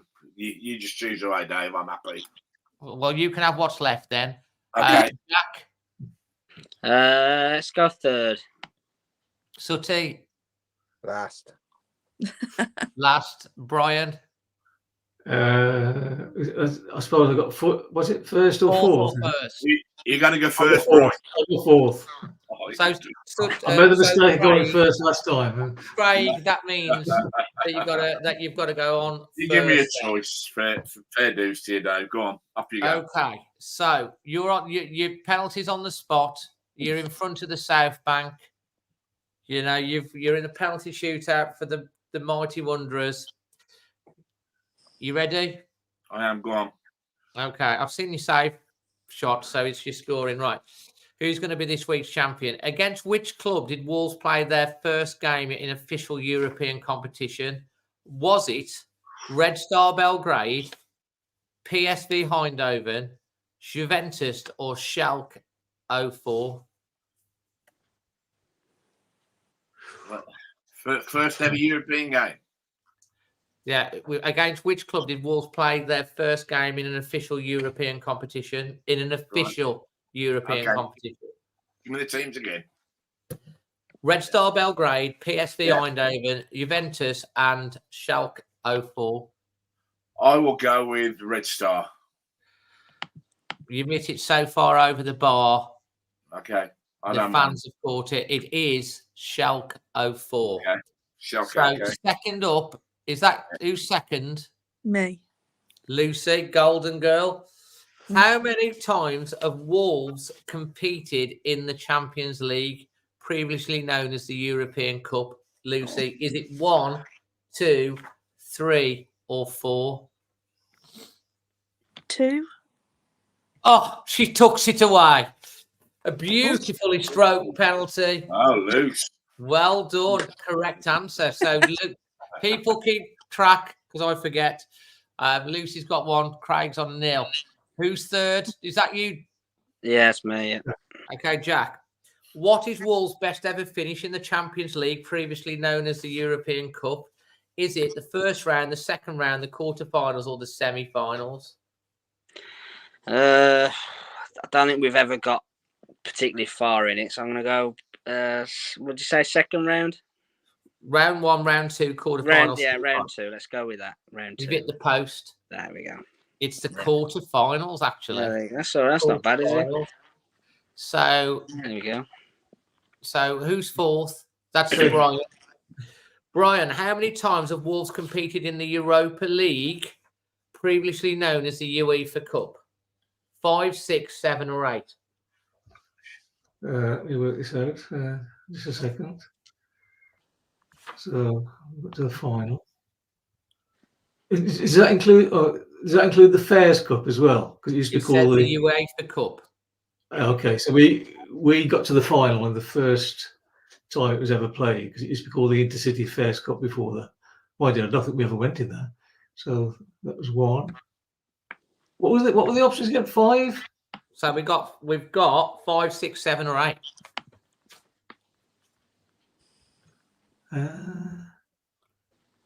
Need to hurry up.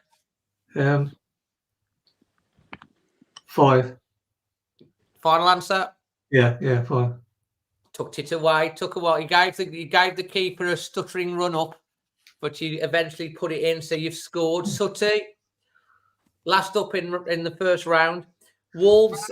What is Wolves' best ever finish in the Europa League, previously known as the UEFA Cup? First round, quarterfinals, semi-finals, or runners-up?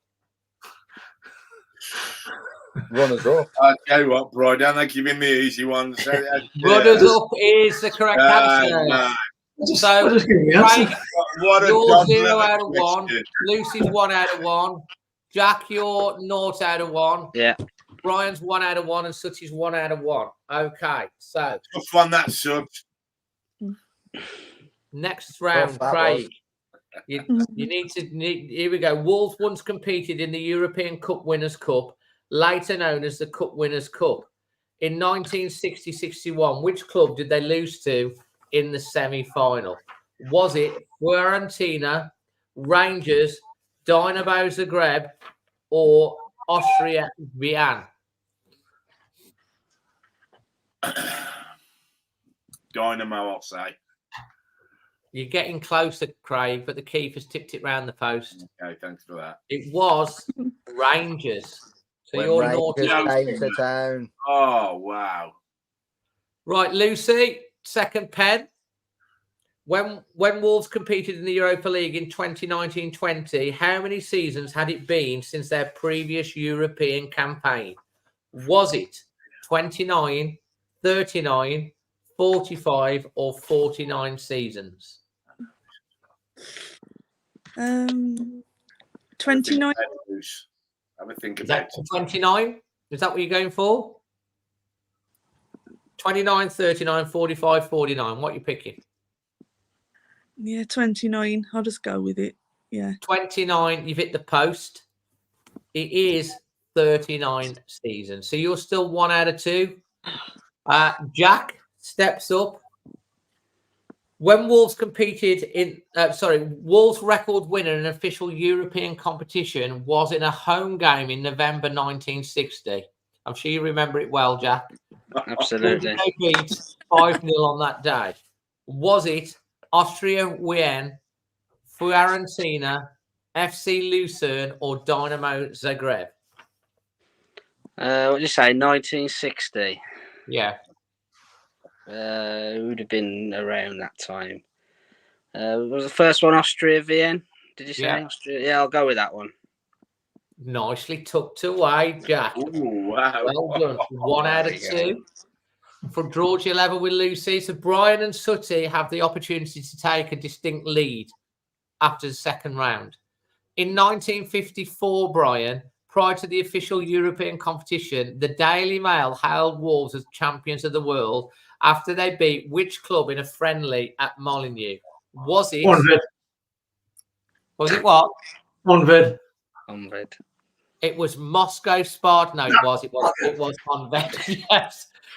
2 out of 2. You don't get an extra bonus point for saying it before the choices, but Sorry. Brian, you are correct. So Sooty, to stay level going into the final round, which Wolves player has scored most goals in European competition games?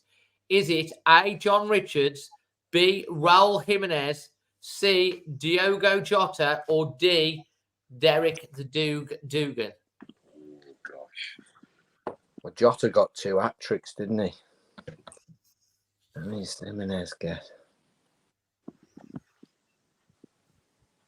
I reckon it's Jota. Is that your final answer? Yeah. You've run up, you've given the keeper the eyes, but he ain't fooled. He saved it. It's like he's literally fell on the ball. It was Derek Dugan. Ooh. Derek Dugan was the answer to that. So, next question. Brian, you're out in the lead on 2 out of 2. Craig, unfortunately, you're on 0 out of 2. I don't mind this. And everyone else is 1 out of 2. So, Craig, Rub it you're in. out of it, but you can still save some face. Okay. You know, I reckon you probably should have picked a number before rather than waiting to be put on first. I agree. Right, Wolves' record home win was against Croswell's Brewery in the second round of the FA Cup in November 1886. I'm sure you remember it really well, mate. Back then, you were only literally playing on a xylophone rather than your piano. But what was the score? Was it 10-1, 14-0, 14-1, or 14-2? I'm going to go with 14-0, Dave. Oh, do you know what you've gone and done? You've John Smithed it. The keeper has been blasted into the back of the net. You've hit it that hard with anger and frustration. Congratulations, it is 14-0. So at least you didn't pull down with 0. I've So just Lucy, remembered it. Lucy, this is to put the pressure on Brian and to try and take it to a bonus round. Wolves' record win away from home was a first division game in September 1955. Who did they beat 9-1 on that day? Was it Cardiff, Chelsea, Derby, or West Ham?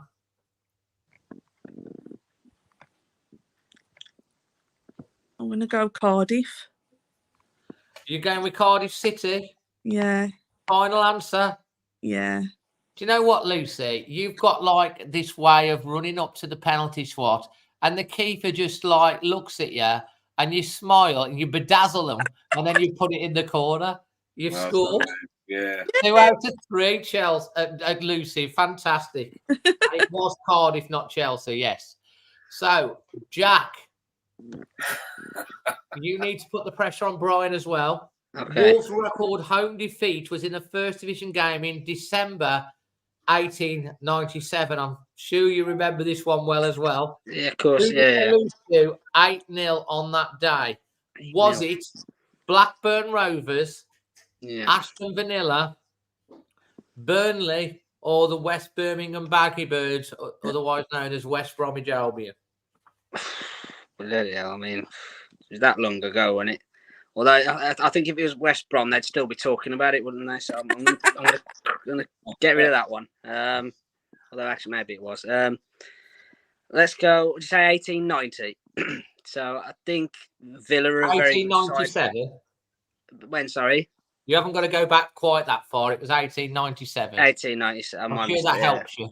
Yeah, that's a bit more modern then, isn't it? Yeah. I reckon Villa were a good team around about then, so I'm going to say that one. I like the way your trainer Thorne is, and I think they probably would have been still talking about it if it wasn't for the 5-1 McCarthy thing, but it's actually the West Birmingham Badger Birds. That's it. So that means that you're eliminated and tie currently with Craig on 1. So Brian, good number, Jack. There we go. We're all right, aren't we? Yes, sorry, you get this correct. Sooty doesn't matter and what have you, but we're still giving the thing. But you've got to get this correct. Otherwise, it goes into sudden death. Wolves' record defeat away from home was in the first division game against Newton Heath in October 1892. What was the score, Brian? Do you need the? Do you want to just say it? Yes, like you do Convent, or do you want a multiple choice? I'll have a multiple choice, please. Oh, Dave. I thought you might. A, 1 out of 10. Sorry, not A. It was 10-1. Sorry. B, 10-2. C, 12-2, or D, 12-1. So it was Newton Heath that who became Manchester United. So what was the year again, Dave? 1892. I'm sure that makes a big difference. Yeah. And the options were again sort of 10-1, 10-2, 12-2, 12-1. Need to hurry you. 10-1. You're going with 10-1? Yeah. Could you tell me who scored? Yeah. Arbuckle got 4. What was the crowd? 3. Right, that's perfect. That's impressive. 10-1 is correct. Yeah. I swear to God, you've probably time traveled or something. Well done. That's correct. 3 out of 3. So you are this week's champion. Everyone, give him a clap. Thank you. But Sooty, you can officially become a runner-up with Jack. Is it Jack or Lucy? Lucy. You'd be runners-up. I mean, Jack and Tuba have got the bronze. Lucy's got definitely a silver. You can either get a silver or you get a bronze from this, Sooty. So the question is, the most points Wolves have achieved in a season under 3 points for a system is 103. In which season did they achieve this?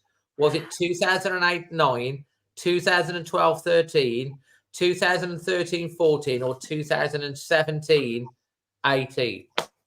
13-14. You're going for 13-14. And Sooty, you are correct. You are this week's joint silver medalist with Lucy.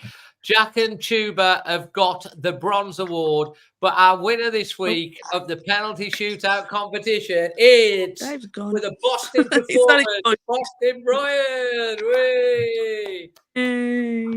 There you go. There are the results all on the score. Fantastic. Absolutely brilliant. Right, to finish with, quick fire. We're just going to go round. We're going to go Jack to Sooty. Score prediction for Sheffield United. Jack. I genuinely think we're going to banish this so-called thing about the teams that are at the bottom. I think we're going to win 3-0. 3-0. Lucy, the golden smile still there. I said 3-0 this morning when I woke up this morning. Sticking to it, 3-0. Tuba, charismatic. I'm going to go 6-1, Dave. We've got to give somebody. We've got to give a poor team a battering, and it might as well be now. 6-1. I mean, this giving them a goal. That's generous. Well, this United side can't defend, and we can't keep clean sheets normally. So yeah, 6-1. 6-1. You heard it. Like, this will be a famous video if that comes in. Is you're like, we will start calling you Mystic Craig. I don't know about charismatic Craig. Brian, Boston. I'm going to go with your dad's favourite, Dave. 2-0. 2-0. 2-0. Oh, Dave, just a second, though. I just saw in the chat before that Manny put a thing in there. It's 9 days before he starts his walk. So, get on there and He'll be, contribute. hopefully I'll get Manny on next Sunday to talk about that and a bit more. So next Sunday night, hopefully we'll get him on. Fingers crossed for his walk. And then hopefully we'll have some stuff with him whilst he's on his walk to Newcastle. Can you believe 9 days ago? He's mad. Sooty. 6-0, Dave. So hold on. It's like Craig, hold my beer. Hold my beer. I've watched them the last few days, Dave. They are absolutely abysmal. They are. I think they could well be the worst Premier League side of all time. They have. Well, they're shocking. So I'm going to go for. Well, there you go, Craig. He's just said I'll hold my beer and gone 6-0. Fantastic. I do want to say just to finish with, thank you to Creation Wolf, for powering extra time. Download your Sofa Score app. Links in the description, whether you're listening on podcast tonight. If you're watching this back on catch up, leave a comment, smash a like, subscribe if you're new. We're literally, as I record this, we are literally only 4 away from getting to 32,700. Come on, there's better be 4 of you that ain't subscribed. Subscribe to the channel and get us over that. Guys, thank you ever so much for a wonderfully entertaining evening. Love you all. Keep the faith. There's still 13 games to go. Anything, is it like Thunderbirds? Anything can happen in the next half hour. Well, Stingray, Dave. Oh, I love Stingray. That's a conversation for another thing. Your favourite? That one, Stingray, Dave. I love Stingray. Stingray. Anyway, and from all of us to all of you, lots of love wherever you are in the world. Always Wolves. Always Wolves.